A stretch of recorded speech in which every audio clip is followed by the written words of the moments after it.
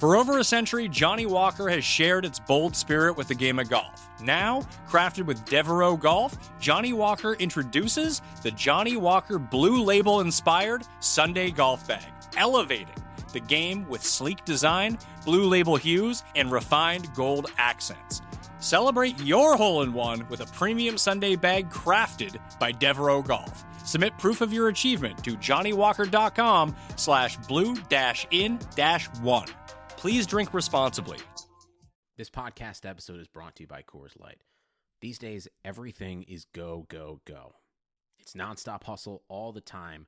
Work, friends, family, expect you to be on 24/7? Well, sometimes you just need to reach for a Coors Light because it's made to chill. Coors Light is cold lagered, cold filtered, and cold packaged. It's as crisp and refreshing as the Colorado Rockies. It is literally made to chill. Coors Light is the one I choose when I need to unwind. So when you want to hit reset, reach for the beer that's made to chill.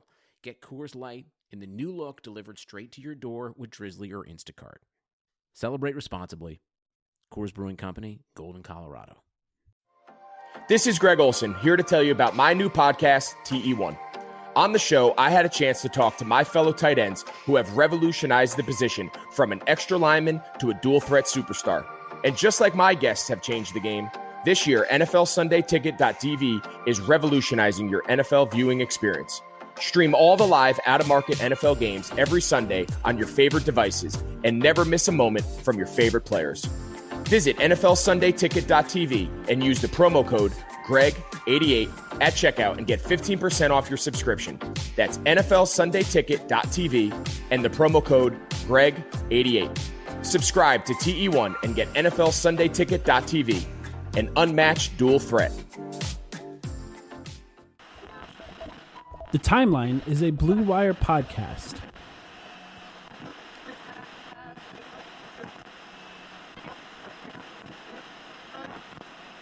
That's important, for this organization, for the fans that's stuck by us for this long, and still do so. Like I said, since I've been in Phoenix, we haven't had the win success that we have, but the support's been there. And this is what we owe. This is what we owe to the fans. We owe to the organization. It's been a long time for us, and I think this bubble opportunity was big for us, and we're taking advantage of it.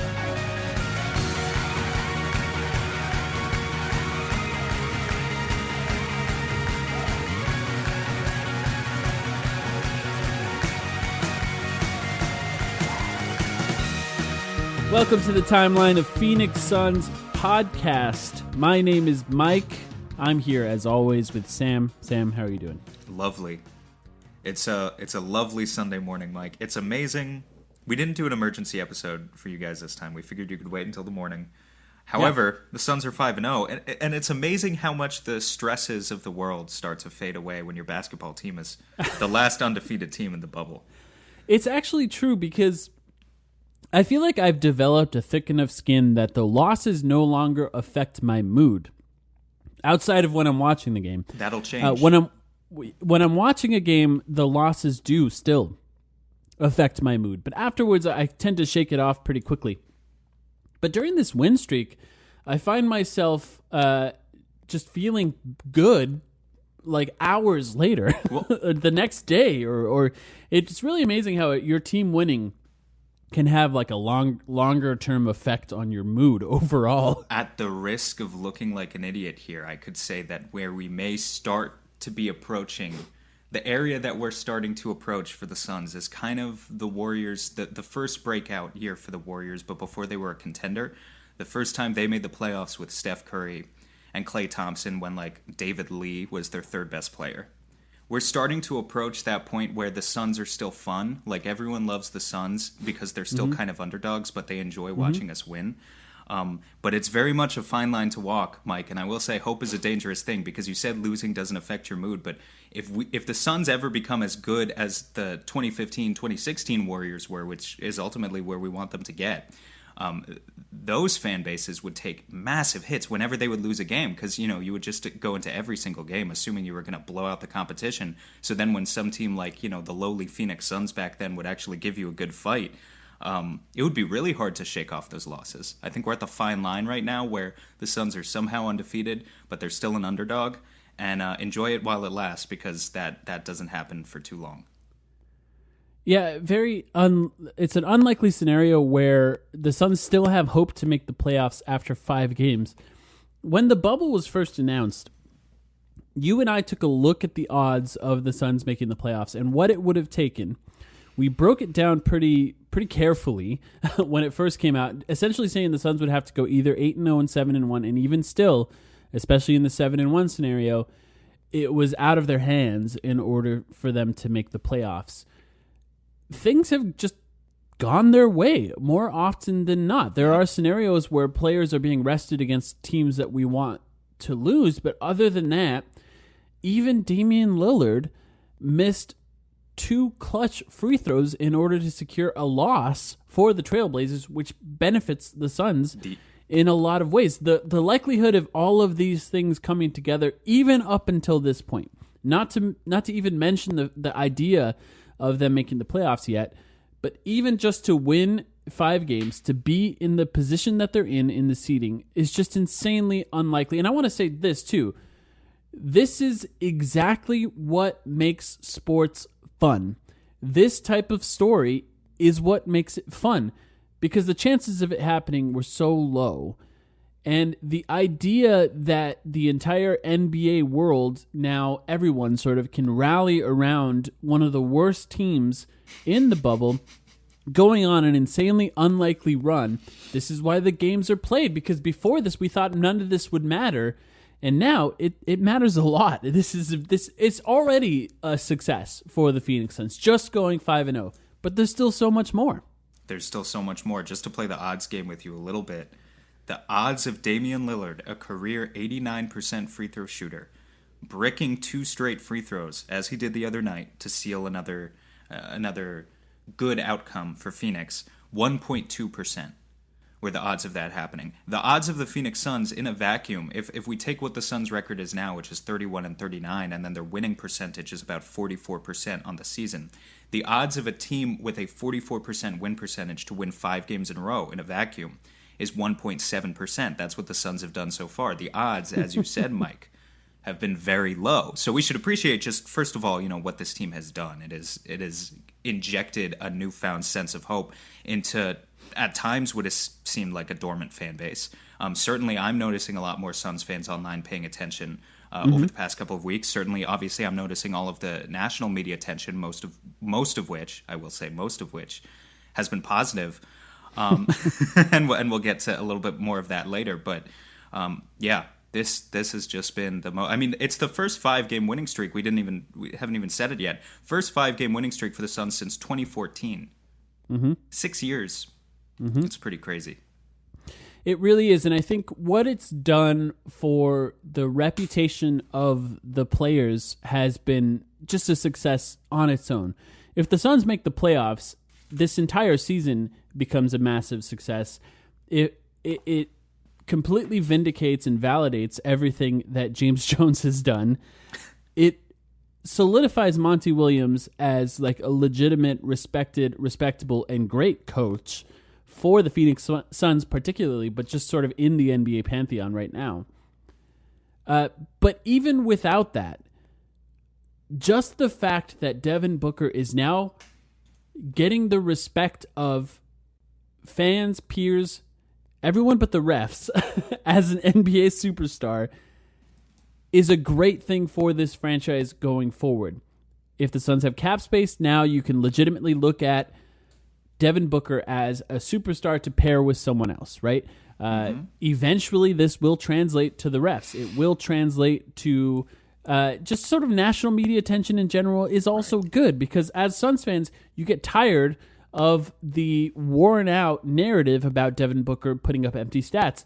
That is now gone, I feel like. It's dissipating. It's not gone yet, but yeah, I mean, what have we been talking? And next season matters too.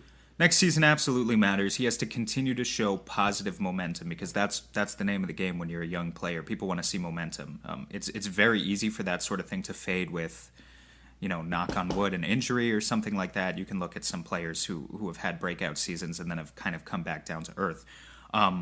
But yeah, what Booker is doing is amazing right now. I'm glad you brought up the refs, by the way, because I think that's a take that we've been seeing online a lot. We just took some calls on our hot take hotline yesterday, and I know some people were calling in about the lack of respect that Booker gets from the refs. What I do want to say about that is part of it is Booker doesn't get respect from the refs, and I'll just read out the stats. Like in the past few games, he took 25 shots against the Clippers. He got 5 free throw attempts. He took 26 shots against the Heat last night. He got 5 free throw attempts, and that is just in another universe from where players like Luka Doncic, Giannis Antetokounmpo, James Harden are. And if you look at Booker's season stats, he's still averaging like 7 free throws per game. That's right about in line with where he's been for 3 or 4 years now. So he's definitely not getting those superstar calls yet. Part of me, though, is just trying to put a little bit of personal responsibility on him, too. He needs to learn how to milk it in the right way. And he hasn't quite learned it yet. Definitely he could get some more calls on those drives, but some of the tough mid-range shots he goes for, the Kobe-esque kind of finishes are very impressive, but ultimately just aren't going to get him to the free throw line maybe as much as Suns fans want. And so I think there's a give or take to it. I think there's a way that Devin Booker can get up. He averaged 7 free throw attempts per game this year. I think there's a way for him to get up into the 10 to 11 range next year. And with as lethal of a free throw shooter as he is, shooting close to 92% from the line, one of the best free throw shooters in the NBA, certainly. If he could tack on another 3-4 attempts per game, I mean, Jesus Christ, Mike, we're talking about a guy averaging like 33 points per game at that point. At 24 years old next year, potentially, that is seriously scary if it ever happens. Yeah, and with the way that he shoots free throws, it increases his overall efficiency in general because that's the best way to score is to be fouled. It provides the most points per possession for him. And if he can pair that next season with a higher percentage from 3 on pull-up shots, that's just an unstoppable superstar player. Is what we've seen so far in the bubble. I'm not saying that's sustainable. It's only been 5 games, but we've seen way less of Booker relying on Rubio to feed him to get into the catch-and-shoot position, and more of him just going for it, just going for on-ball dribble pull-ups. And, it's been working so far. I'm glad you brought that up because there's 2 things that happened previously. 2 things that Monty Williams talked about when the idea of the Suns coming back to the bubble was presented, and there were some Zoom calls with Monty Williams. He talked about him and James Jones, the front office, looking at the net rating statistics, something that you and I do almost every podcast that we talk about here. Sign us up. We could be in the analytics department. We're here if you need us, Robert. Yeah, I know how to run a basketball reference query. But he talked about 2 things. The impressiveness of the 2 small forward lineup, right? The Mikal Bridges, Kelly Oubre lineup, and how effective Devin Booker was on ball as a point guard, point book, as we call him. Both of those things have made its way into the bubble. And now I will say, of course, no Kelly Oubre, so that's not changing. But they are starting 2 small forwards, essentially, in that power forward, small forward role with Mikal Bridges and Cameron Johnson. That's been very effective. It's the best lineup for the Suns so far. But the other thing, too, is I think they're putting Devin Booker on the ball more with Ricky Rubio off the ball a little bit more. And that allows Devin Booker to make more decisions with the ball. That means scoring more. That means averaging more assists. It also allows Devin Booker to play with guys like Cameron Payne a little bit more, Javon Carter a little bit more, and then Ricky Rubio to run the bench a little bit more so they can stagger those lineups a little bit. And there's sometimes when a coach says something, I just go, yeah, we'll see. Because when everything's sort of on the line, when the game's sort of happening, you want to see if they're actually going to do it. And to Monty Williams' credit, he looked at those things and he's made legitimate adjustments to make sure that this has happened. And I've been very impressed with what he's done. And both of those things seem to be working pretty well. Well, yeah, I mean, credit to Monty, seriously, because first of all, we didn't know Cam Johnson was going to be starting in the bubble. We thought it was going to be Dario Saric. We were hoping, but we talked about this last week. Trimming down the rotation to being more of an 8-man rotation. At this point, I mean, Frank Kaminsky played 4 minutes last night. At this point, Mike, it's really an 8-man rotation. It's Javon Carter, Cam Payne, Dario Saric. That means it is all the more important every single night for those 3 guys in particular to play well. And look, I think we can be honest and say we've been a little bit lucky so far, maybe. Cam Payne has surpassed our expectations. Dario Saric, I know you ride the Dario Saric as a center train, and I do too now. he's also maybe been a little bit lucky in the bubble. I don't know if I expected him to play this well. But kind of Monty has made the adjustments that he needed to. He's found a way to optimize the lineups, pairing guys like Rubio with Payne and Saric, kind of letting those guys run the offense a little bit more on the bench. The combinations are just really, really working right now. Basically, every single player, if you look at the net rating, obviously this would be the case for a team that's 5-0 in the bubble. But every single player has a positive net rating right now for the Suns. It's right. hard to really single out any one player and take a look at that guy and say that guy's been bad, except maybe other than Frank, except maybe Frank Kaminsky. I realize, right, and his minutes have been so limited that it doesn't really matter. Well, and his decreasing minutes have reflected that, because seriously, yesterday, he was playing 10 to 15 minutes in each game. Yesterday, he dropped down to 4, and I think Monty at that point. We're going to talk about DeAndre Ayton. DeAndre Ayton wasn't particularly effective yesterday, but Monty needed to do something. But I think Frank was so bad that he was like, at that point, fuck it. Dario is a center. We're committing to this principle because we just can't. With Baines out, we can't afford to do this anymore, this experiment with Frank. So we'll see where that goes in the future. But other than him, everyone has been phenomenal. And it should be said, we're going to talk about the starting lineup at some point. But specifically for the bench, I think what makes sense about Dario Saric coming off the bench and being at the center position, when he's in the starting lineup, it doesn't really make sense to give him playmaking duties. Why? Ricky Rubio and Devin Booker are there, right? Those are two really excellent playmakers. Point, yeah. It also does not make sense to run him in the post a lot, to give him the ball in the post. Why? Well, DeAndre Ayton's there. You want that space to be eaten up by DeAndre Ayton. That means he's standing at the perimeter, and he has a relatively slow three-point shot. That gives less spacing for players that are in there, and it doesn't fully utilize him to the best of his capabilities. Mm-hmm. With him on the bench at the center position, that allows him to eat up some possessions in the post where he's a relatively strong player. Like, I don't feel like we talk about that a lot with Dario. He's strong. He's not a weak guy. Like Frank Kaminsky's pretty skinny. Can do relatively well rumbling to the rim sometimes. Terrible three-point shooter now for some reason. Whereas Dario can do both a little bit better. Also, when he is in that bench role, he grabs and goes. He'll get the rebound and he'll dribble it down the court. He'll look for that initial play to make that play because he's a good passer. I think in the past few games, Indiana and Miami in particular, he was a little overconfident with some of the passes he was making, and he was making maybe turning the ball over a little too much. But I think that overall, his playmaking is good enough that you can trust him more without those other guys on the floor. And now they have had some minutes paired up with Rubio and Saric. Surprisingly, those minutes haven't been as good as I thought they were just from the eye test as far as net rating goes. Yeah. That doesn't really matter to me. I still think it makes sense to pair those two guys together if Devin Booker's off the floor. But I've just been really impressed with the way Monty Williams has used Dario. I feel like we've gotten to the point where he's finally being utilized the way that I think he wants to be. Well, I hope he does. I mean, if he's not getting too caught up in the I'm not a starter, therefore that affects my salary, which, to be honest, Mike, like, no player's going to come out and complain to the media right now because the Suns are 5-0. They're the story of the NBA. There's no reason for them to. But Dario still has a hefty negotiation process this summer to go through, and it is entirely possible if, as we talked about a few weeks ago, if the Spurs come to him and say, hey, do you want to be our starting power forward over Trey Lyles, versus him being a super kind of switchable Swiss Army man type sixth man as a center, then the starting job might appeal to him. But I agree with you. This role is the right role for Dario Saric.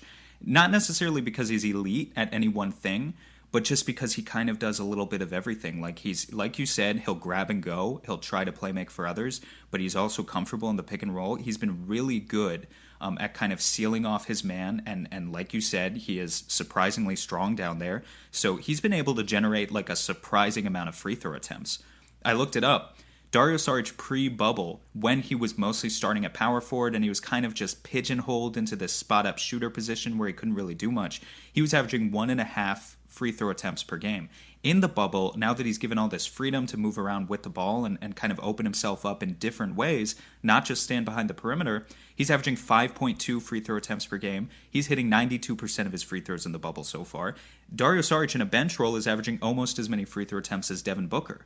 So that right there is it. Like, he's still, I feel like, struggling to get a shot off sometimes, struggling to hit the spot up threes with as much consistency as maybe you would like him to, as much consistency as his reputation gives, but he's able to make it back up with the way that he kind of creates for himself and gets to the free throw line, and it's just been huge for this bench unit. Yeah, and I think we spent a lot of time talking about this because the bench has been so important. It saved us in multiple games. Yeah. We expect the minutes with Ricky Rubio, DeAndre Ayton, and Devin Booker sharing the court together. We expect those to be good minutes. I think against any team in the NBA, they can do pretty well. Maybe they can't outscore everyone, but generally that's a competitive NBA lineup. Outside of that, that's been the problem with this team in general. Shortening the rotation helps. Less Frank Kaminsky minutes, right? That helps a lot. Not playing Ty Jerome at all, that helps a lot. Not playing Elie Okobo at all, that helps a lot. But that brings me to the guy that I think has made a massive difference, and I want to talk about him a little bit, Cameron Payne. It is so hard to figure out if what Cameron Payne is doing is something that can happen consistently after for next season, for example. Well, because there's this temptation to say that if this is sustainable, and I've seen this opinion online, why not just run it back next year, right? But we don't know yet. We don't know yet. It's been 5 games. Well, first of all, you can't run an 8-man rotation for that long. But I mean, Kelly Oubre back helps that a lot. But I will say that, like Indiana, the Suns would not have won that game without him, and that's not the first time that's happened. There has been multiple games where Cameron Payne has been the difference. And to be honest, you can almost look at every single game and say there's a chance the Suns would not have won without Cameron Payne. And that's not to say that he's having this sort of like breakout type performances like he did in the Indiana game, but just stabilizing that position enough to where the minutes without Devin Booker or without Ricky Rubio are sustainable, and in a lot of cases able to even extend the lead that the Suns have, has made such a massive difference. And I think it's going to be an interesting conversation for 2 reasons as far as this offseason goes. One, he has a team option for next year. The Suns can pick up that option for Cameron Payne and keep him for next year. 2, Elie Okobo, Ty Jerome are still signed. Javon Carter could potentially still be signed for next year as well. I've been very impressed with Javon Carter, and I think we've talked about it before. We talked about it when David Nash was on the podcast. Having Javon Carter as a third guard makes a lot of sense. Not necessarily your backup guard, maybe like a backup shooting guard, if you will. Makes a lot of sense because you can just what they did, putting him on Duncan Robinson and his ability to sort of nightcrawler his way around screens and just not get screened is so useful and so vital. He may not be super effective in every game, but having that tool in your toolbox has been great. With the amount of guards that are on this team, they're going to have to shed a few of them in order to keep some of the better ones. And it's going to be really interesting to see what James Jones does this summer. I think this offseason. I think the decision is pretty obvious at this point, in my opinion. I know it's only been 5 games, but Cam Payne has shown us really just more proof that point guard is the deepest position in the NBA by far.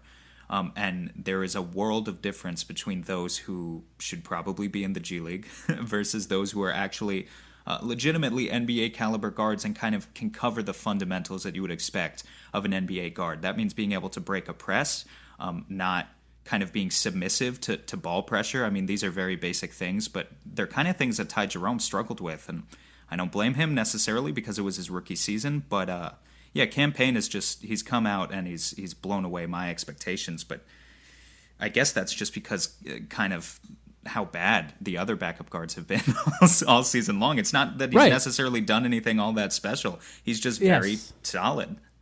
Yes, and it is, I mean, in a weird way, the entire story of this season is addition by subtraction. Because getting rid of a lot of the minutes that were played by other guys last season, Josh Jackson for one, has made a massive difference for the Suns in general, like replacing the point guard, getting rid of Josh Jackson, now not playing Ty Jerome, not playing Elie Okobo. All of that has made such a massive difference for the Suns going forward. And yeah, we spent a lot of time talking about the bench here. You guys who have watched the games, you know exactly why. They have made such a massive difference, but we have to talk about DeAndre Ayton as well. And I want to say, maybe we're not spending a lot of time talking about Devin Booker. He's been phenomenal. He's been incredible. He's an absolute superstar. I'm sure we will talk more about Devin Booker going forward. So sorry if we didn't spend enough time talking about him here. But DeAndre Ayton has had an interesting last 2 games. It's been 2 games since we talked about him. On our last episode, we briefly touched on the fact that this was after the game winner against the Clippers, that he really hasn't shown out. He hasn't had like one of those really great DeAndre Ayton performances that he started to have before COVID took the NBA out entirely. He had a really great game statistically against Indiana. I think he had 23 points, 10 rebounds, 4 blocks.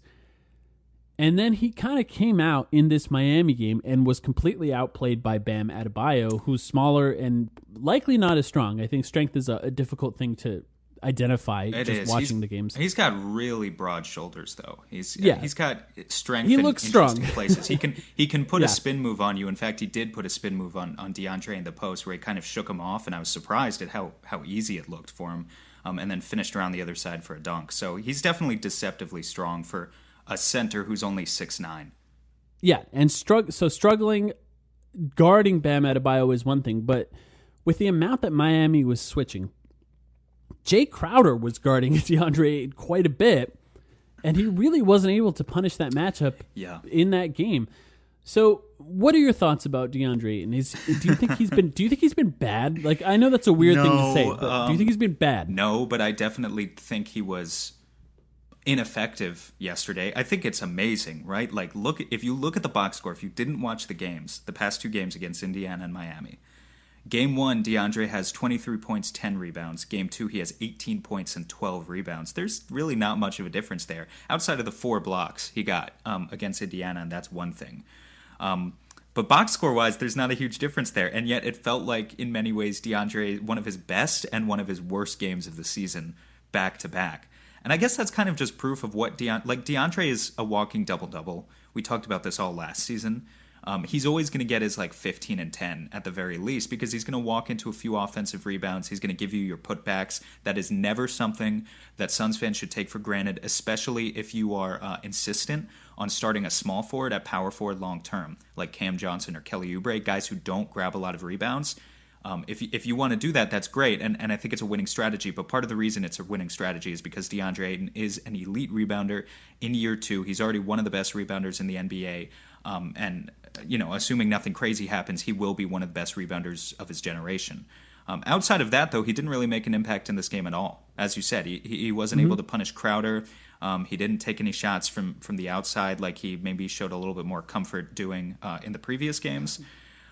It was rough, and I think it was kind of just a reminder that unlike Devin Booker, who kind of went through his growing pains in years 2 and 3 and 4, but is now a sort of consistent superstar, DeAndre in year 2 really is sometimes on and sometimes off, and he doesn't bring it in every game at this point in his career, and it's not a reasonable expectation to expect him to be the second star or the second scoring option in every game at this point in his career. It's just really unfortunate because yesterday was, and every game is for the Suns right now, an elimination game, effectively. And so for him to put in that bad of a performance against his biggest challenger yet in Bam Adebayo in a potential elimination game was really rough to see. Yeah. That's a really great way to put it. And I think, DeAndre Ayton is kind of like pizza, right? When it's bad, it's still kind of good. That's a funny analogy, but I'll go with it. Yeah. 18 points, 12 rebounds, 2 assists, no blocks, no steals. But with DeAndre Ayton, like if I picture a non-Suns fans watching this game, like someone who doesn't watch the Suns on a regular basis, just sort of watching the game, doing the thing that fans do where they watch the ball mostly, they probably come away from this game thinking DeAndre Ayton was pretty good in that game against Miami. You think? Yeah. I think they're going to think he kind of sucks. Well, 18 points, 12 rebounds, 2 assists. That's pretty good for a center. What I mean is, as a Suns fan, we are locked in to when DeAndre Ayton is not locked in. We're very capable of noticing his mental focus, and this is his biggest issue, right? It's focusing in games. And I think this is a real challenge for Monty Williams and the coaching staff because there's things that you have to do to snap him out of this. One, watching film. Show him the mistakes he's made. That does not always work to make somebody focused for the next game. And I think in a lot of ways what they have to do is simplify his role a little bit defensively to understand things a little bit better. Those are things that you don't necessarily want going forward. He's still a young player. He's still a young big. He only played 30 games this season before the bubble. I think it's important to say that too. A lot of Suns fans were celebrating his defense this season as a massive, massive improvement. Fair. It was a massive, massive improvement. Long-term, sustained, good defense is what we need from DeAndre Ayton. So I think the spotlight will be on him. The spotlight will be on him for these next 3 games, maybe the last 3 games of the season for the Suns, depending on what happens. And it'll be interesting to see. I think there's really not much more to say than that. I think we're just going to have to see what happens, right? Do you have any other thoughts on Ayton? No, I think that's about it. We're just going to have to see. I think, if anything, I felt I expect these kinds of games of DeAndre at this point. It just hurt a little bit more last night because I still am clinging on to this hope of the Suns making the playoffs, and so I knew that they really needed him to step up. Is he 21 or 22 now? As a 21-year-old, I believe. I think, yeah. I don't know. He's this one season of the has other, gone longer than it's supposed to. He So. just turned 22 because of how long this season has been. As a 22-year-old big, for me to expect him to be the second option night in and night out with consistent defense on a playoff team, it's really hard. I think, if anything, what it showed me was just that Frank Kaminsky was so bad last night that it's like, okay, it's okay that DeAndre is not all that playable right now against Adebayo, but we really need Baines back, or we need Sarge to step up consistently as a backup center, because we just need a solution there, because those nights are going to continue to happen. Sundays are coming back in the NFL. With NFLSundayTicket.tv, you can stream every live, out-of-market NFL game every Sunday afternoon on your favorite devices, plus Red Zone and DirecTV Fantasy Zone channels. Never miss your favorite teams and favorite players. No matter where you live, NFLSundayTicket.tv is your key to the most glorious Sundays ever. Use the promo code BLUEWIRE at checkout to get 15% off your subscription. Visit NFLSundayTicket.tv and use the promo code BLUEWIRE. Have you ever heard of DealDash.com? It's the best, most honest bidding site where you can win things you'd never expect at a price you'd never believe. They have over 1,000 auctions every day on electronics, appliances, beauty products, home decor, and even cars. Here's how it works. It's like an auction, but every item starts at $0 and only goes up 1 cent every time you bid. The kicker is, that auction clock restarts after just 10 seconds. That means every time you bid, everyone else has 10 seconds to answer or the item is yours. If you go ahead and buy now, Deal Dash is offering our listeners an extra 100 free bids upon sign-up on top of their other discounts. Go to DealDash.fm and use the offer code TIMELINE or DealDash.fm/timeline. That's DealDash.fm/timeline. There's a few guys we haven't talked about. We're going to get to them right now. We have a segment that we're going to do. We haven't done it in a while because there hasn't been consistent games in a while. But I did pay someone on Fiverr to write a new song for this segment. Again? You did it again? I did it again. Is it good this time? Well, let's find out. So we're going to do Player of the Week. Here we go. Sam's going to hear this song for the first time right now. God. Yeah. Sun's You're hot, kidding but there's me. gotta be a spark. Bring it to the game like a light in the dark. And mark my words, you might just hear it here first. Enormous performances, hardwood's about to burst. Sometimes a game hinges up on a player like Bridges or Booker with a no-looker or three-point shot from the fringes. We let the ball do the talking and we're all watching them speak. So here's a conversation about our Player of the Week. Was that a Suns fan? Like, did you have? No, it was not. Because I'm like, what sort of artist on Fiverr is just mentioning Mikal Bridges casually, or did he just look up the roster to make it work with the rhyme? That's crazy.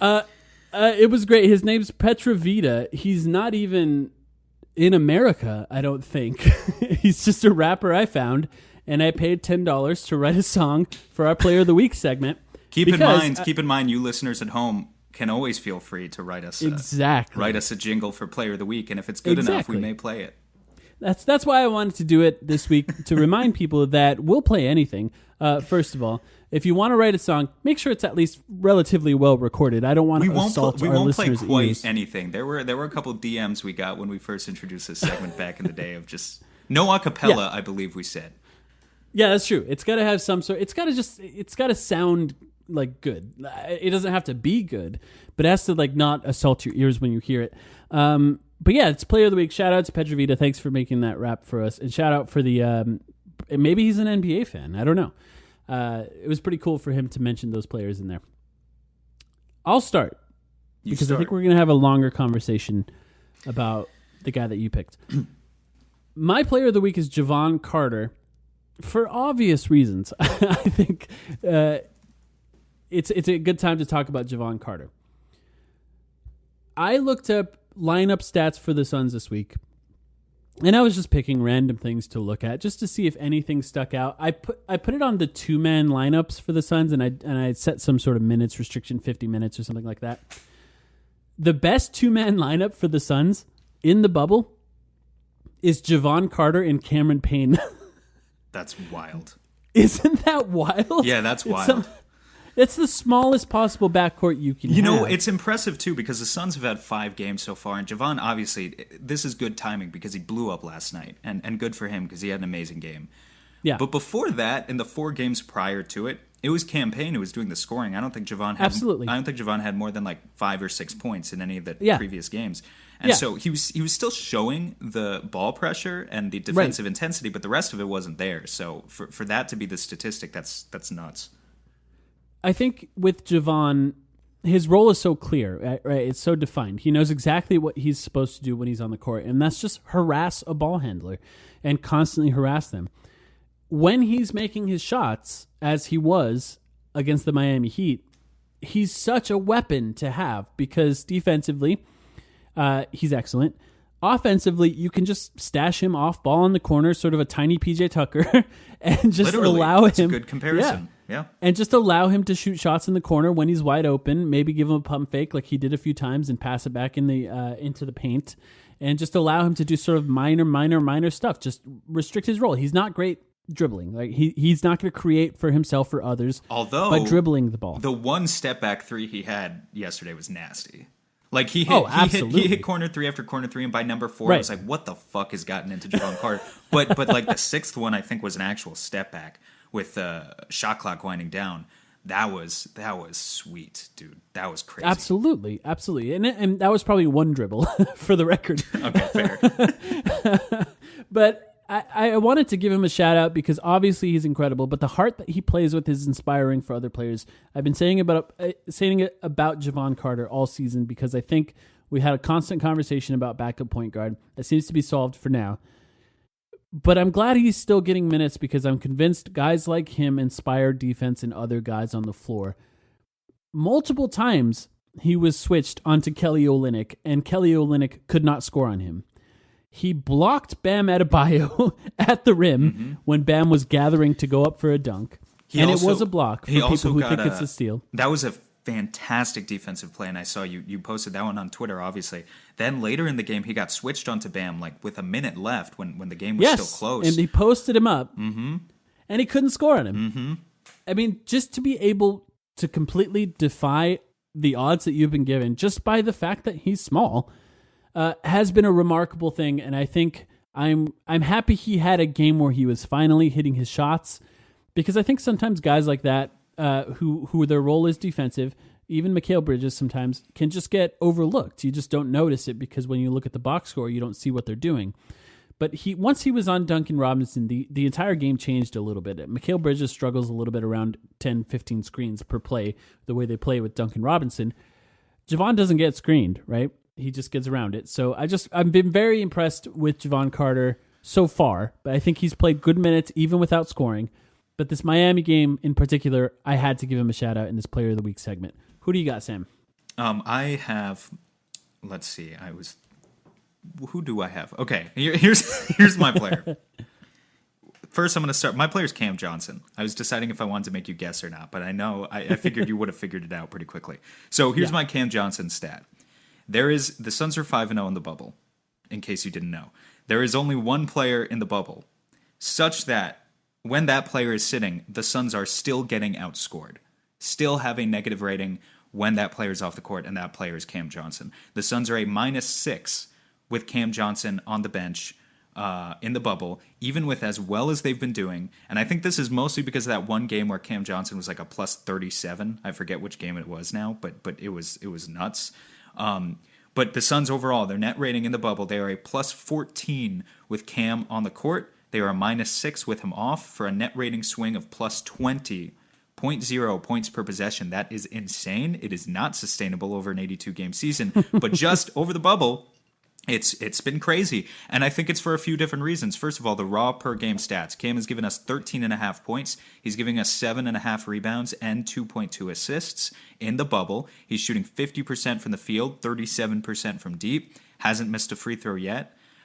And he's just, I mean, first of all, Mike, you know this, it's the spacing. Like, you've been doing this on Twitter, and I could go and do this later, but you could just break down, freeze frame specific instances of the Suns running a pick and roll between Ricky Rubio and DeAndre Ayton, or Devin Booker and DeAndre Ayton, and just freeze it, watch the gravity.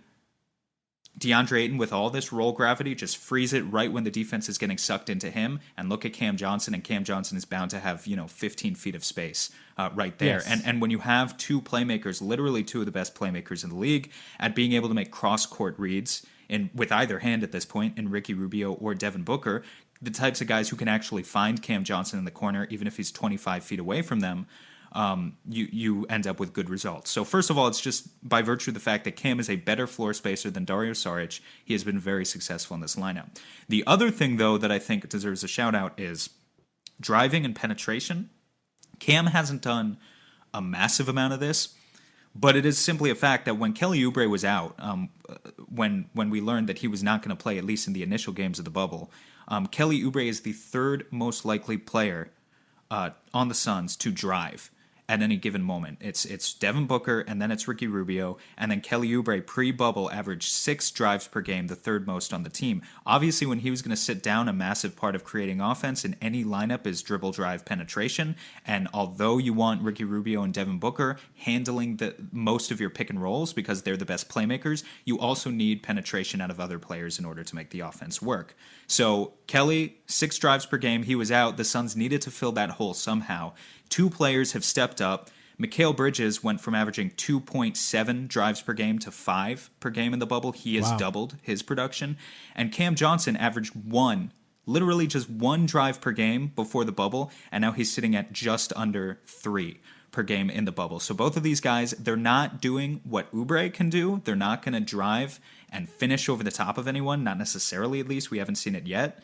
But they are doing their due diligence to at least go out there and try. They're not afraid to try and attack the rim, no matter who the rim protector is. And both of them are very willing passers. And we've seen it with Cam Johnson so far. He's averaging over 2 assists per game in the bubble. That's not a ton.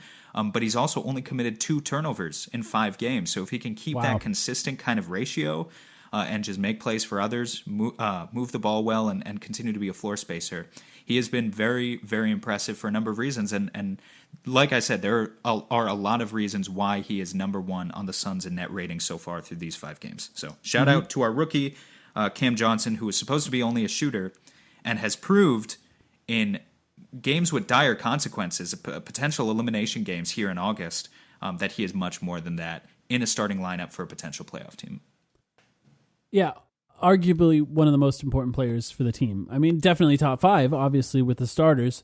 But so this brings us to an interesting conversation. Moving Dario Saric to the bench helped solve the using Dario correctly problem that we just talked about earlier in this podcast. Moving Cameron Johnson to the starting lineup also utilizes Cameron Johnson a little bit more. Why? Well, because Devin Booker and DeAndre Ayton have such strong gravity. Devin Booker everywhere on the court. DeAndre Ayton, once he gets below the free throw line, it's just everyone gets sucked into him.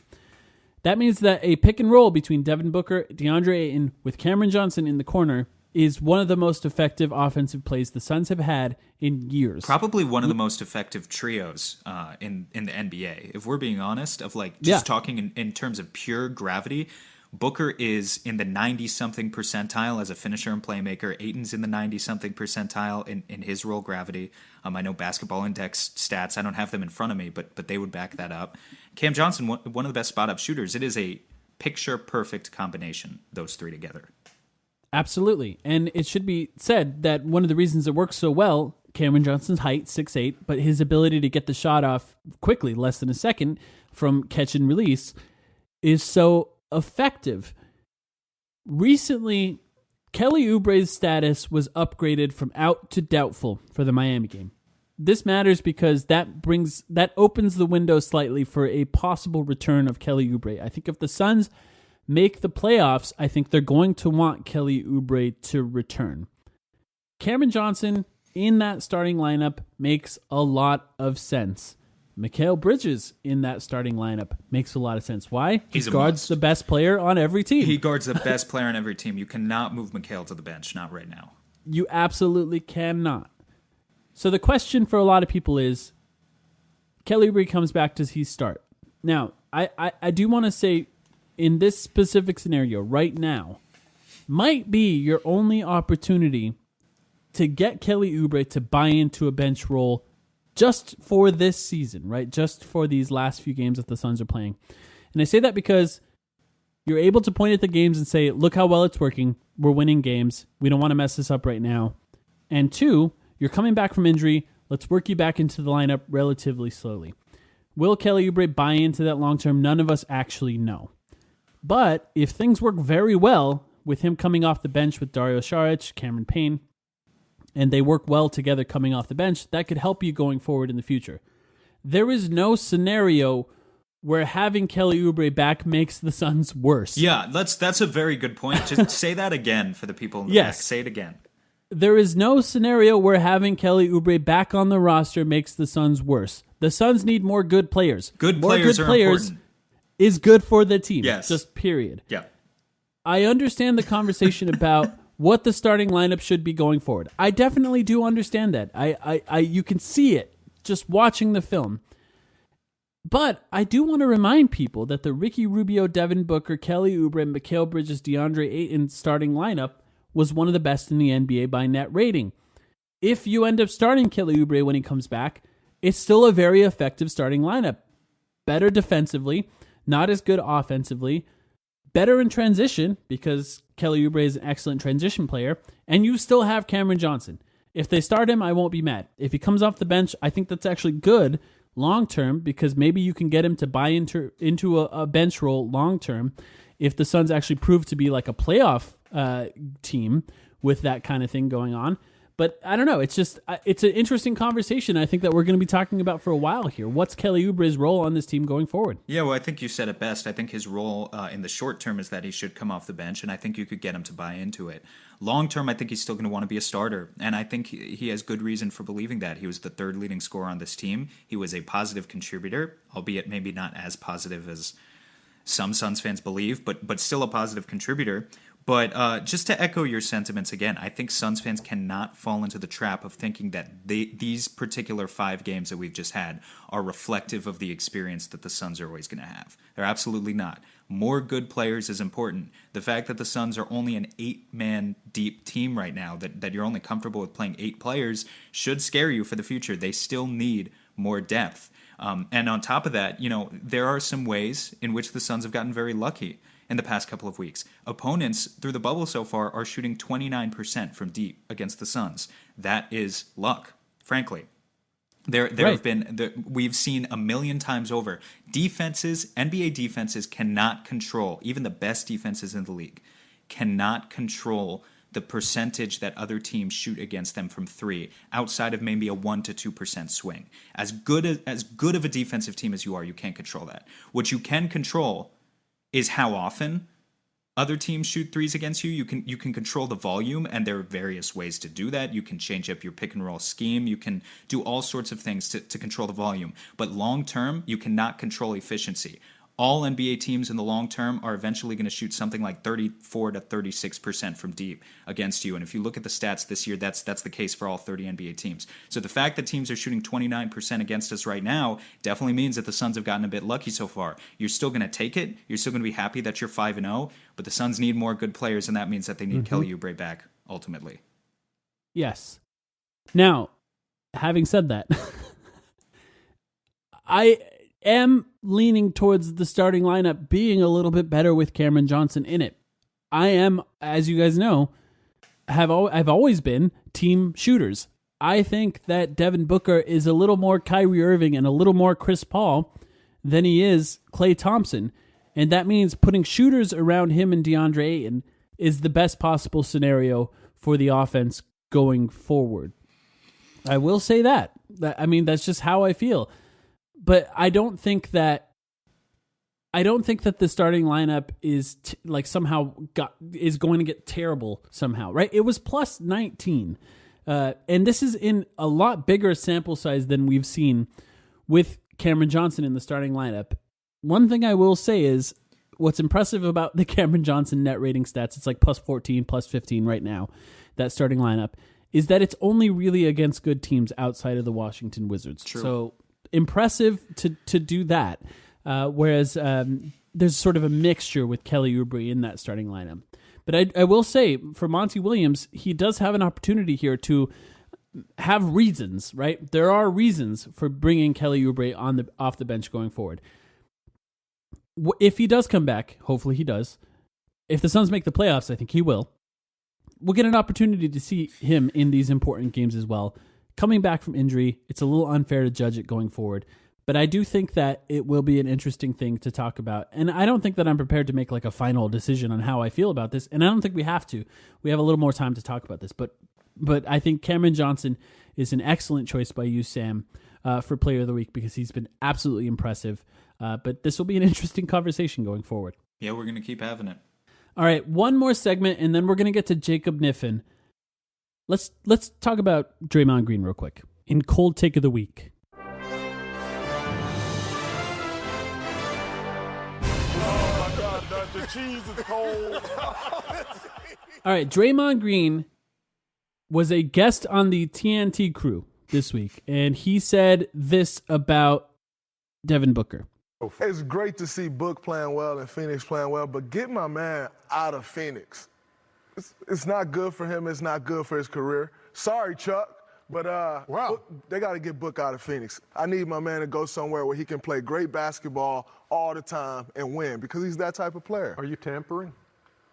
Maybe. All right. Obviously, we did not have to talk about this because, honestly, it doesn't matter. I don't Draymond give a Green shit. thinks. I'm going to say right now. So I'm going to let you kind of ISO on this one. Thank you for that, but it doesn't matter what Draymond Green thinks. Today it was announced that he was fined $50,000 for these remarks, probably because he just straight up said he was tampering. But I do want to just take a moment to say this. Devin Booker has been on the Suns for 5 years. For 4 years, the storyline, the narrative, the national media, all they talked about was whether or not he was good. Yeah. Now, that's a good point. Now, the Suns have finally surrounded him with players, and they're healthy enough now to show how good he is. And that team is winning games. And now the narrative is, get Devin Booker out of Phoenix. That's just straight up wrong. The narrative should have been for the last 4 years, get Devin Booker out of Phoenix. I'll be honest. This year, the Suns have Monty Williams. Mikal Bridges is turning into one of the best defenders in the league. DeAndre Ayton has potential to be an all-star for this team. Kelly Oubre is not even playing, and he's excellent. Aaron Baines is there. Cameron Johnson. The Suns hit on that draft pick for all the shit that they took for making that trade. They hit on that draft pick. Cameron Johnson is a good NBA player. For the narrative to now be, get Devin Booker out of Phoenix, the timing is wrong. You are wrong. Yep. The Suns surrounded Devin Booker with complementary pieces that make his skill set shine. They hide his negative defense with a lot of good defensive players around him. They're the youngest team in the league, and they have ability to create lots of cap space going forward. now is not the time to get Devin Booker out of Phoenix. What is a better situation for him? It's not going to be Minnesota, right? Those guys really don't fit. Those guys won 19 games this year, and it's not going to work. It's not going to work. To say this now shows that you're kind of stupid, Draymond Green. And it's not just him, because so many people are agreeing with him online. It's just funny how people were not even sure that he was good. Now that they're winning, they know that he's good, and they're saying to get him out. I'm sorry. Now's the best time for him to be in Phoenix. Yeah. The entire team is built around him. There's not a lot of scenarios where that's going to be the same. They're all wrong. To be fair, a lot of the people that I think are kind of agreeing with Draymond online are like depressed Knicks fans who just want, they want a good player on their team that's not like RJ Barrett. So I think that's part of it, is just like people... Someone says free Devin Booker from Phoenix, and then, the roster baiters out there get excited and they start jerking themselves off a little bit at the idea of having Devin Booker on their team. I think that's part of it.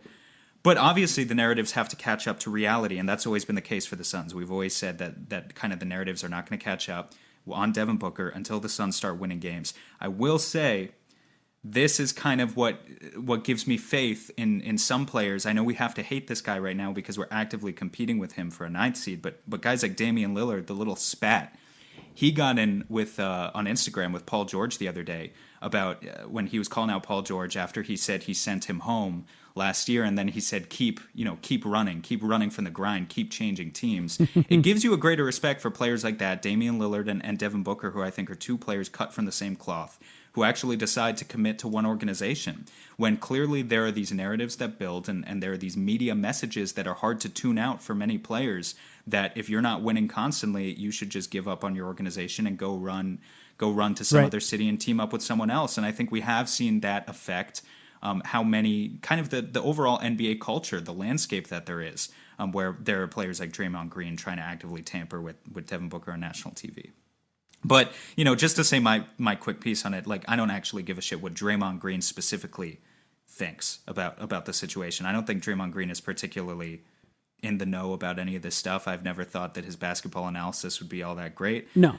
Nor am I worried about him getting Devin Booker to actually join the Warriors. So what he says, I don't give a shit. Adam Silver is going to enjoy his $50,000 and hopefully put it to good use. Yeah. No chance he joins the Warriors. I actually do think Draymond Green, when he talks about basketball, is kind of interesting. Everything else he can kind of keep to himself. Draymond Green's a very smart basketball player, but he's also kind of an idiot. I don't know.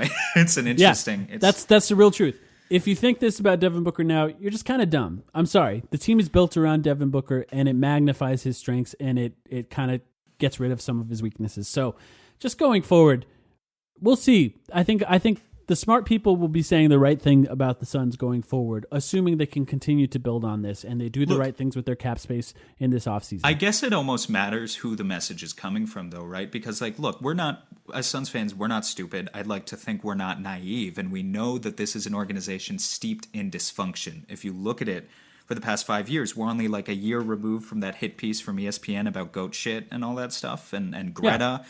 All that sort of stuff. So there are certain people where if this message came from them, I wouldn't necessarily blame them if the argument was, I don't trust Robert Sarver to handle Devin Booker long term, and for that reason I think he should get out. But if it's coming from a place of just Phoenix is bad and they're not surrounding you with good talent when they clearly are now, as you just said, Mike, then that's just ignorance. And so I think from Draymond, it's less of the other argument, which I would almost buy into, if it's like a Sarver-based thing, and it's more just ignorance of that this is actually a pretty good team on paper now.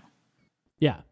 And shout out to the Suns for playing so well in the bubble that narrative can slowly sort of go away, hopefully, especially if they make the playoffs. I think that'll be the big changing factor. But just a reminder, everyone, I think we need to say this more online. Devin Booker's 23 years old. He's 23. That's all I'm going to say there. Let's switch over to Jacob Kniffen. Jacob hosts the Uncontested, an OKC Thunder podcast.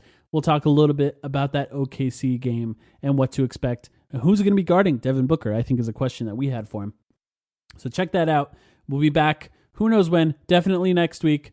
Maybe before that, if something crazy happens.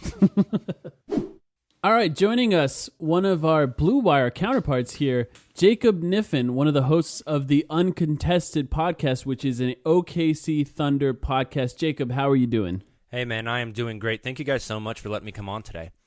Definitely. Thank you for joining us. It's an interesting time, obviously, with the bubble. The Suns are somehow, as we record this, undefeated, 5-0, and the OKC game is coming up. So we wanted to preview that game a little bit and talk about what that matchup is going to look like. How have you felt about the Thunder so far in the bubble? So it's been interesting. The early games in the bubble, and even up to now, like a lot of the games have been very, very competitive. And the Thunder's first game in the bubble, kind of poetically, was against the Utah Jazz, the game that was supposed to happen but ended up shutting down the entire league because Rudy Gobert wanted to touch a bunch of microphones. So the Thunder's first game was against Utah and just came out and blew the doors off of them. And the Thunder community was like, oh, man, this team did get better over the break. These young guys are so good, blah, blah, blah. And then they threw up a stinker against Denver that ended up going into overtime. The Thunder lost kind of in surprising fashion with Chris Paul missing a clutch free throw in the final 10 seconds of the game, which just very uncharacteristic of him. Then they come out and beat the Lakers, slacked them by 20-something points. And then again, Thunder fandom thought, oh, the number one seed in the West just beat the Lakers. And then now we've seen that it looks like everybody in the bubble besides the Clippers beats the Lakers. So, it's hard to read into that one. And then, am I allowed to cuss on this podcast? Yeah, whatever you want to say. Just got their asses beat by Memphis. Yeah. I mean, and that was the one Suns fans tuned into, unfortunately, because we need Memphis to lose. Yeah, thanks, by the way. Yeah, I don't know what the hell happened in that game. But, I mean, the Thunder made 7 of 9 3-pointers in the first quarter, and it was like, oh my gosh, this Lou Dort had 12 at the end of the first, and we're like, oh, we're going to the finals. And then just shit the bed the rest of the way. And it was, I think they got outscored 102-55 after the first quarter. Wow. Yep, it was bad. That on Twitter, yeah. It was bad. So you've got 4 games left. By the time a lot of people listen to this, it'll be 3 games left because I think you guys are playing the Wizards in like an hour from when we're recording. But what are the realistic expectations now? Because with the way the Western Conference standings are set up, you guys are kind of in that position where you could vie for certain positioning. Like you could play the Nuggets, you could play the Rockets in the first round. Do you have a preferred matchup there if you could choose, or are you just trying to get the highest possible seed? So definitely a preferred matchup would be the Utah Jazz. I don't know what the path to get there is. Houston would have to lose and drop back to 6, and then the Thunder would have to meet the Jazz in the 4-5 matchup. And I just don't think that's going to happen. Utah has not been that great, and the Rockets have been. If the Rockets needed to lose, it was against Milwaukee and that opening night game against Dallas, and neither of those happened. And so I don't see that happening now, which means, like you mentioned, the Thunder are most likely looking at a 4-5 matchup against Houston or a 3-6 matchup against Denver. Neither of those are super exciting. Obviously, the Houston one has tons of storylines, and it makes it even more interesting that it's in a bubble without fans rather than, Chris Paul going back to Houston and Russell Westbrook coming into Oklahoma City in a playoff matchup. But that matchup really scares me because even though Houston is so up and down, I feel like they're a team in the bubble that has maybe one of the highest ceilings, but also one of the lowest floors. Well, yeah. And so the star power there is frightening. But then on the flip side, Denver, Jokic has always given Steven Adams trouble. And so you worry about that as well. But Steven Adams is one of the Thunder's top 5 players. And in a Denver series, you can play Adams. Whereas in a Houston series, I don't know how much you get to play Steven Adams just because of the pocket rockets. Are you going to put Steven Adams out there and ask him to guard P.J. Tucker out on the perimeter for 30-plus minutes a game? So it's you're looking at 2 completely contrasting styles that they could possibly play in round 1, and it's really weird to kind of see how that's going to play out. And then on top of all of that, the Thunder, their first-round pick this year belongs to the Philadelphia 76ers. It is top 20 protected. The Thunder are sitting at like 22 right now, so they're losing their pick to Philly. But if Philly and Indiana play a little bit better and jump the Thunder, and maybe the Thunder lose a couple games and drop down to 6, there's a chance they can retain their first-round pick this year, and instead that converts to 2 future seconds. So there's also that kind of in play. Now, I don't think the front office and the players are actively saying, you know, we got to lose this one and win this one so we can ensure we get the number 19 pick in the poor 2020 draft. But it's just another wrinkle to throw in there. Now, you brought up Steven Adams, and he rested. I guess it's sort of an injury thing against Memphis, and I think that was partially the reason Memphis was able to play so well. Steven Adams, such a force defensively, tends to make the right decision, gives Ayton some trouble as well. I think big, strong, super strong bigs take away that strength advantage that Ayton has on most big men in the league. What's the story on him? Is he injured? Is he going to be playing today against the Wizards? Do you think he'll be back against the Suns? Or what do you think is going on with Steven Adams? Yeah, so as of about 30 minutes ago, with media availability, they announced that Steven Adams is available today, as is Mike Muscala, who was out under a concussion protocol. In the Lakers game, Steven had a really nice move cutting across the lane and throwing up a little lefty baby hook over JaVale McGee. And JaVale McGee then pulled out like some WWE, like Dwayne The Rock Johnson shit and fell on Adams' leg. And like his leg curled up underneath him. And then JaVale landed on top of it and it twisted. And so Steven played a little bit more in that Lakers game, but was very like visibly limping on that leg. And so they sat him against Memphis for precautionary reasons, but it does look like he's good to go today. So as long as nobody else tries to go off the top rope on him, he should be available again tomorrow against the Phoenix Suns. And then, like I said, Mike Muscala is also back. Nerlens Noel, obviously healthy. The only player that I think will not be available for that Suns game is Dennis Schroeder, who is still out of the bubble for the birth of his child. That's right. I actually forgot that was happening. Now, one thing, when I was looking at some bubble stats today, so I was just sorting sort of the team stats by games that are happening in the bubble. OKC has, so far in the bubble games, the second best defensive rating of all the teams in the NBA, or all the teams that are playing right now in the bubble. I'm not sure, first of all, if you knew that. I'm sure you did.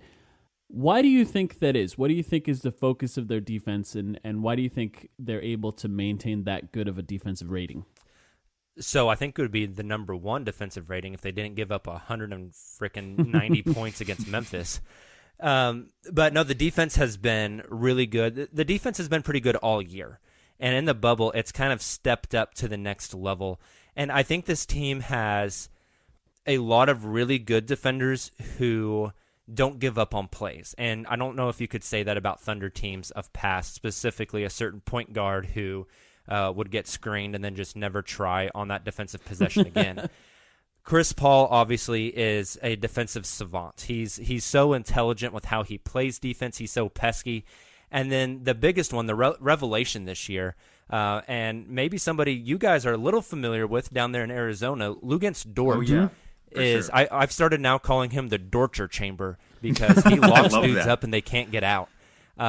He was pissing off LeBron James the other night just with his physicality. I think LeBron finally had enough of it and just lowered his shoulder and ran Lou over in the paint. But Lou has been incredible for a guy that's that thick and that muscular and just that much of like a tank. He gets over screens better than almost any young player that I've ever watched. And It blows my mind that he was undrafted. Shai Gilgeous-Alexander, his length allows him to be a good defender. Danilo Gallinari, probably the weakest defender in that starting lineup. And then you guys mentioned Steven Adams is so sound as a defensive anchor. He's not going to block shots. He's not going to rack up those defensive counting stats. But Steven has mentioned this before, that like his job isn't to block shots. His job is to get the defense in a position where you can defend the play properly and not have to block a shot because a guy got to the rim. And so his defensive philosophy is really good. And then off the bench, Nerlens Noel is a good bench center.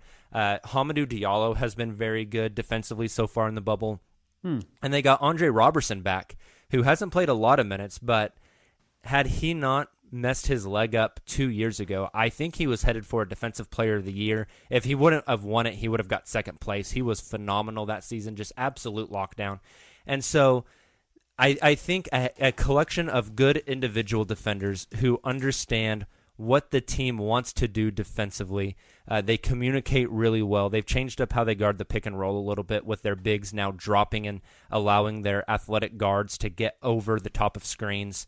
And then, honestly, part of it is just guys have missed shots. The Lakers shot like 20% from three against the Thunder on game number 2. Utah just couldn't make anything against the Thunder. So part of it, I think, is also just small sample size. But the team is a good defensive team, especially when they're locked in. Dennis Schroeder is even having probably the best defensive season of his career, although he's not in the bubble right now. So I think it's a combination of a handful of things. Yeah, I mean, you guys really just, with the players you listed off, have that strategy of just these long, lengthy, high IQ defenders, guys like Lou Dort, who, by the way, I'm so happy to see that he's starting to score a little bit more now, had 16 points in that Memphis game. Hamidou Diallo. What do you think the game plan is for OKC going into this Phoenix game against Devin Booker? Who's going to primarily match up? Presumably SGA is going to match up against Booker, at least from the get-go. But that's Phoenix's, I'll tell you right now, our number one option. DeAndre Ayton, based on the game he just had against Bam Adebayo yesterday against Miami, is a little bit more iffy. Sometimes, he shows up and he has a great game, but I think, kind of as Mike alluded to a minute ago, might struggle a little bit more against Steven Adams. So how do you think these two teams kind of will match up against each other defensively? So I think Lou Dort is going to draw the Devin Booker assignment and will guard him most of the game. That would be, I would be surprised if that didn't happen. I think you'll see SGA guard Mikal Bridges, and then Chris Paul and Ricky Rubio. So they're probably just going to match up straight across all the way down. And I've mentioned it to my co-host on my podcast. I am so excited to watch Lou Dort guard Devin Booker. I mean, when Lou Dort was a two-way player, they called him up to the Thunder. Somebody was injured. I think Terrence Ferguson was injured. This was when Terrence Ferguson still played basketball. He's so buried in the depth chart now, you will not see him tomorrow unless one of the teams is just a blowout. But Lou Dort got called up from his two-way deal to come play with the Thunder. And his first matchup, they put him on Damian Lillard for 20-plus minutes. Wow. And then on the second night of a back-to-back, they put him on Donovan Mitchell for 20-plus minutes. And then they had an off night, and then they went out to Sacramento, and he guarded Buddy Hield for, I think, 30 minutes. So he definitely got like a baptism by fire.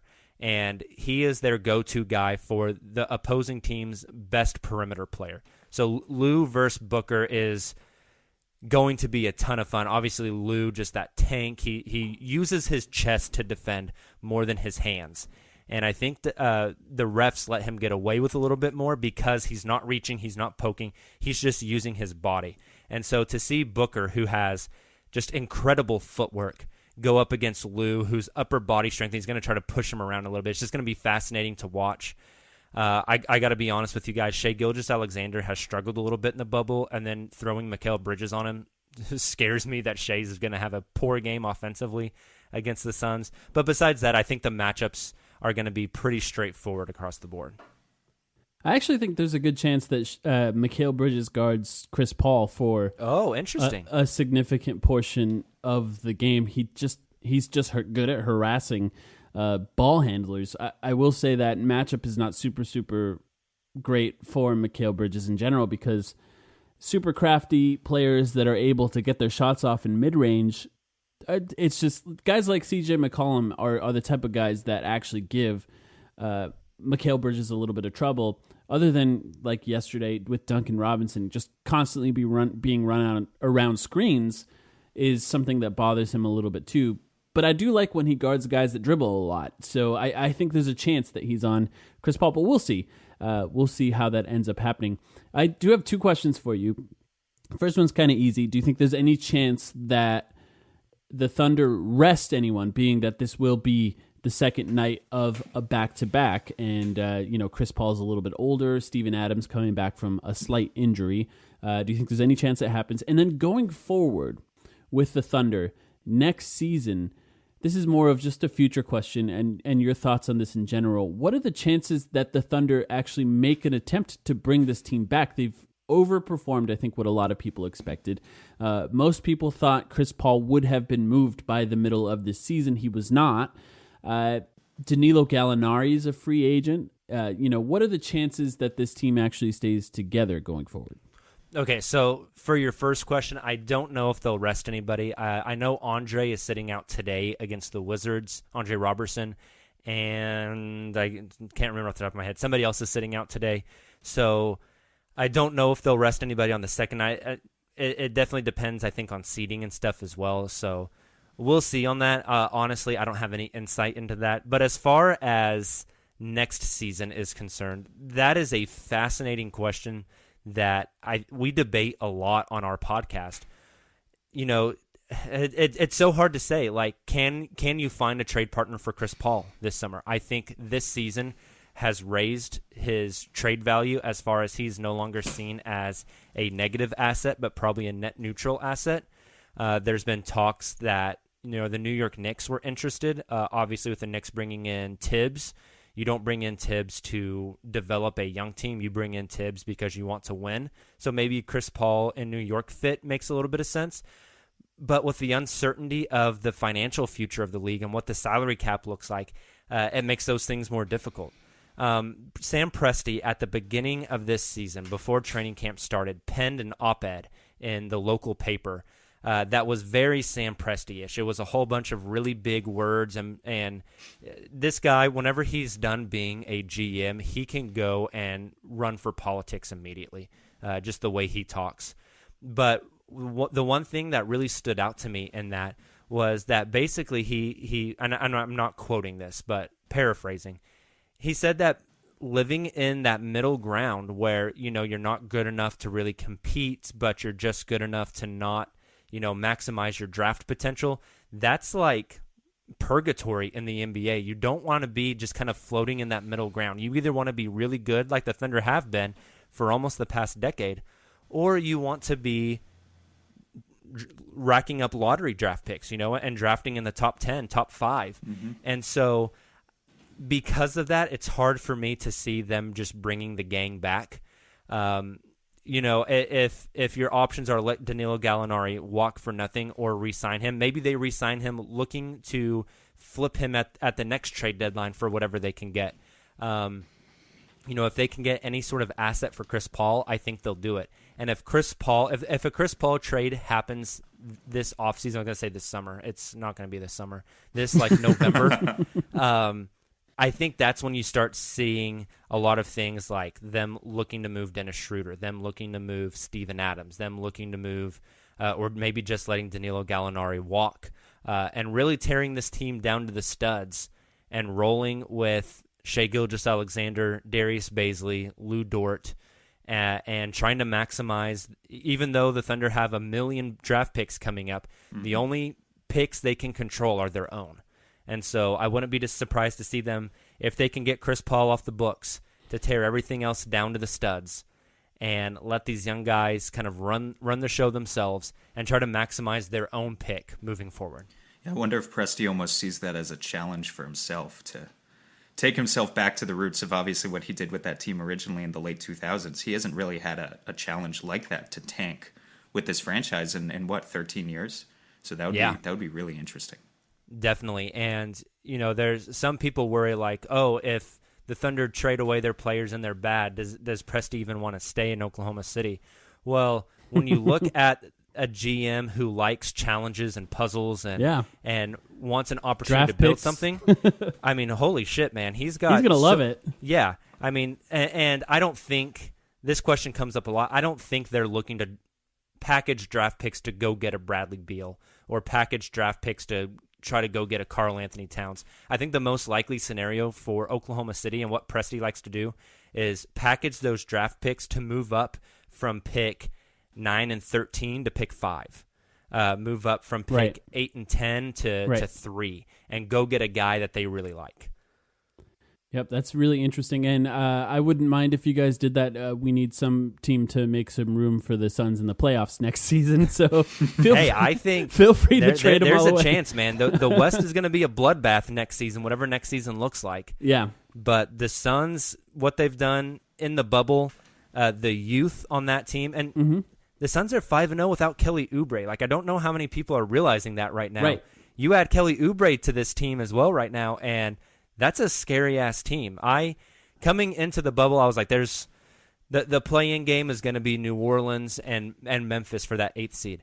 I am now on team. We're going to get Portland and Phoenix at the 8-9 for that 3-team play-in. Like I am actively rooting for that. We need Memphis to drop some games first, so we'll see if it happens. But it's good to have you on board. So thanks for hopping on the bandwagon too, Jacob. Yeah, definitely. Jacob Kniffen, host of the Uncontested OKC podcast on the Blue Wire Podcast Network. Got to give them a shout out too. Jacob, what's your @ on Twitter? So it's just @ Jacob Kniffen. Last name is Kniffen. And then the Twitter for the podcast is @the_uncontested. We drop a lot of really good memes and stuff, so go check it out. Yeah, definitely. Check out their podcast. Follow both of those accounts on Twitter. Jacob, thank you for joining us. Hey, thank you guys so much. I had a great time. Sports are coming back, and so are your chances to bet on your favorite teams and events. Major League Baseball is back in action, and there's no better place to start wagering than our exclusive partner, BetOnline. Check out all the odds, futures, and prop bets, all available 24/7. And with the return of sports, BetOnline sat down with former pro players Eddie George, Harold Reynolds, and 7-time NBA champ Robert Horry. See what they had to say on what it will be like playing without fans in a series they're calling Fandemic. Visit betonline.ag for all your odds and up-to-date sports news. Remember to use promo code BLUEWIRE to receive your new welcome bonus. That's promo code BLUEWIRE. BetOnline, your online wagering experts.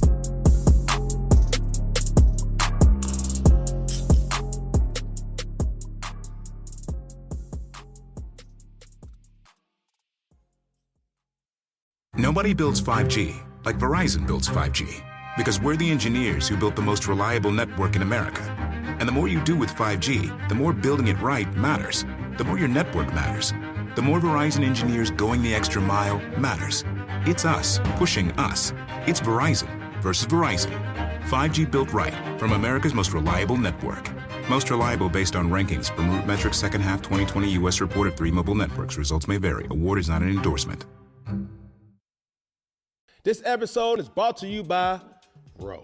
Confidence is everything. Women can sense it. And trust me, they love it. But if you're in your head worried about performance, that swag, unfortunately, gentlemen, it's gone. Row Sparks keeps you ready. When the moment hits, you can step up like a superhero and handle your business. No doubt, just confidence. Fellas, Rose Sparks gets you ready fast, dissolving under your tongue and working in 15 minutes on average. No waiting, no missing the moment, plus it stays active up to 36 hours. So when the mood hits, you can go back to back to back, round after round after round. Row connects guys with medical provider 100% online, so there's no awkward conversation with in-person providers. Go to row.com/sparks to see if you qualify. If prescribed, new sexual health patients gets $15 off Sparks on reoccurring plan.